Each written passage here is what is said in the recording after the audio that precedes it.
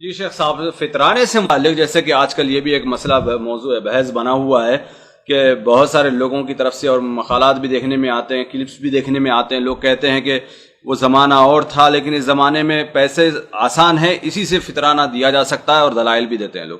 دیکھیے، دلائل کا یہاں تک کوئی دلیل نہیں ہے، جہاں تک دلائل کا تعلق ہے کوئی دلیل نہیں ہے، یہ بات جھوٹی ہے، کوئی دلیل موجود ہے۔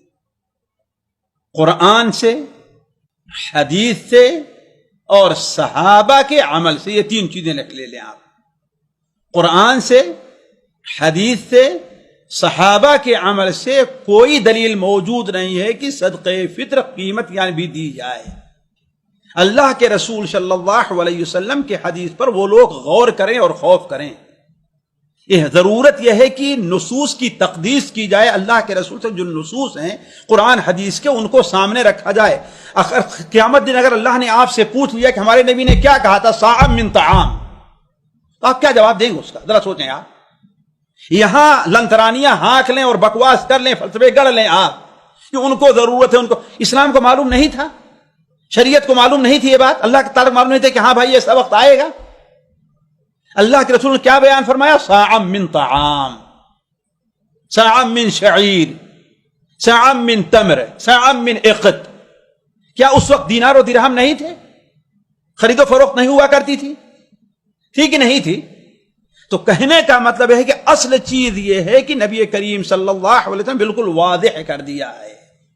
اس لیے جہاں پر کوئی بڑی مجبوری نہ پیش آئے، اس لیے کہ آپ جانتے الضرورات تبیح المحظورات، الضرورات تبیح المحظورات، جہاں پر کوئی مجبوری نہ ہو ہم یہ کہتے ہیں کہ صدقہ فطر میں غلہ ہی دینا چاہیے، نقد نہیں دینا چاہیے۔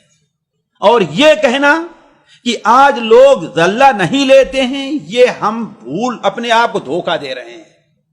ہم نے تجربہ کیا ہے بامبے جیسی جگہ میں، وہاں لوگ بڑے شوق سے غلہ لے کر کے جاتے ہیں، لیکن ظاہر بات ہے یہ آپ کا کام ہے، آپ کے اوپر فرض ہے، آپ ایسے لوگوں کو ڈھونڈیں اور تلاش کریں۔ آپ یہ چاہتے ہیں کہ اپنے گھر میں بیٹھے رہیں، صرف ٹیلی فون کریں، کہیں کو دیکھیں نہیں، اور کیا ہے فوراً جب دیکھے کہ آج شام عید ہو گئی ہے اپنی گاڑی لے کر کے نکلے اور دکان سے خریدے اور کسی کو دے دیا۔ ظاہر بات آپ نے کوئی تلاش نہیں کیا۔ تلاش کیجئے آپ کے پڑوس میں عید کے دن جو آپ چاول کھاتے ہیں، جو آپ سوئیاں کھاتے ہیں، اسی میں سے لے جا کر کسی بیوہ اور غریب اور یتیم کو دیے، بڑے شوق سے لے لیں گے، اس لیے کہ یہ چاول ان کو سال میں کہیں دیکھنے کو نہیں ملتا ہے۔ اور یہ کہنا کہ ہاں بھائی وہ نقود کے زیادہ حقدار ہیں، ہر زیادہ ضرورت مند ہیں، ہر زمانے میں لوگ نقود کے زیادہ ضرورت مند تھے، ایک چیز۔ دوسری چیز، اللہ کے بندے سارا کا سارا معاملہ صدقہ فطر ہی کے اوپر کیوں آتا ہے؟ آپ جہاں آج 10 ریال یہاں مال لے رہا ہوں، 12 ریال آپ صدقہ فطر دیتے ہیں، 10 ریال اور نہیں کہا سکتے کہ یہ کھانے کے لیے ہو یا اس کے دوسرے کے لیے ہو؟ یہ کوئی مشکل ہے؟ اپنے بچے کو تو آپ عید کے دن 50 ریال دے دیتے ہیں اس کو جا کر کے اور اڑا دیتا ہے نا۔ غریب کے لیے آپ سے 10 ریال 15 ریال نہیں نکل سکتا؟ تو آپ کو اگر یہ فکر ہے اور یہ غم کھائے جا رہا ہے، جیسے بہت سے لوگ لکھتے ہیں اور دعویٰ کرتے ہیں نا کہ ہاں بھائی اس کو علاج کی ضرورت ہے، اس کے اوپر قرض ہے اور اس کو یہ ہے، کھانا ہوگا تو اس کے پاس کھانا تو موجود ہے، 50 فلسفے گڑھیں گے۔ اتنا درد ہے قوم کا تو 10 ریال اور نکالو نہ، 15 ریال جمع کرو لوگوں سے اور ان غریبوں مسکینوں کو دے دو تاکہ ان دونوں کام چل جائے، شریعت کے حکم کے اوپر بھی عمل ہو جائے اور ان کا کام بھی چل جائے، آپ کا فلسفہ ہی پورا ہو جائے۔ علی کل حال اگر کوئی مجبوری نہ ہو، دیکھیے زیادہ سے زیادہ جو منقول ہے صحیح سند سے وہ حضرت عمر ابن عبدالعزیز سے ہے، کسی صحابی سے نہیں ہے۔ ہمارے یہاں جہاں جاتا ہے کہتے ہیں کہ ہم کسی کے مقلد نہیں، بڑے دعوے کے ساتھ کر دیا کرتے ہیں، ہے نا۔ اور یہاں ایک صحابی کے نام ایک تابعی کا قول آ رہا ہے نا، یا اہل کوفہ میں ابو اسحاق سبھی بیان ابو اہل کوفہ کا معاملہ ہے، لیکن عام مسلمانوں کا کیا رہا ہے؟ کوئی ایک حدیث بھی لا کر کے، حتیٰ کہ جہاں تک معاملہ یہ آیا ہے گیہوں کا معاملہ، تو اسے حساب تو لگایا ہے لیکن دیا ہے لوگوں نے گیہوں ہی، درہم نہیں دیا۔ حساب تو لگایا ہے کس کا؟ درہم کا، لیکن دیا کیا ہے؟ غلہ ہی دیا ہے۔ اس لیے میرے نزدیک احتیاط بلکہ شدید احتیاط کی ضرورت ہے اس سلسلے میں، اس لیے کہ یہ انسان کے اوپر واجبات میں سے ہے۔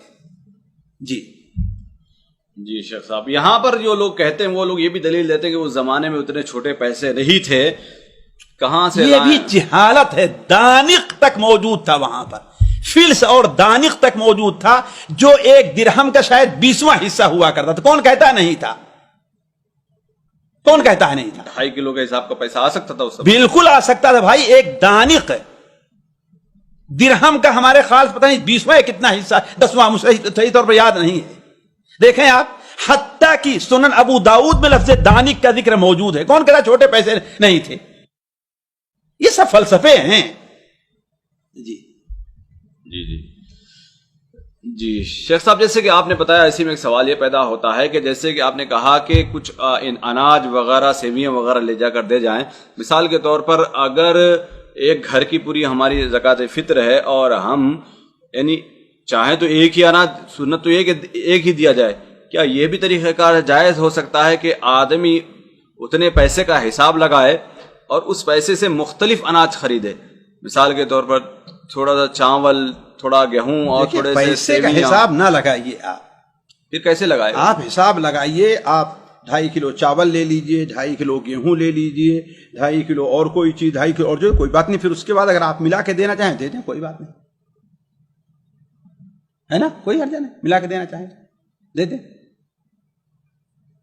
2.5 کلو آپ لے لیں اور اس کے بعد جو ہے اس کو لوگوں یعنی میں یہ سیویاں وغیرہ، تیل وغیرہ بھی 2.5 کلو لے لیں؟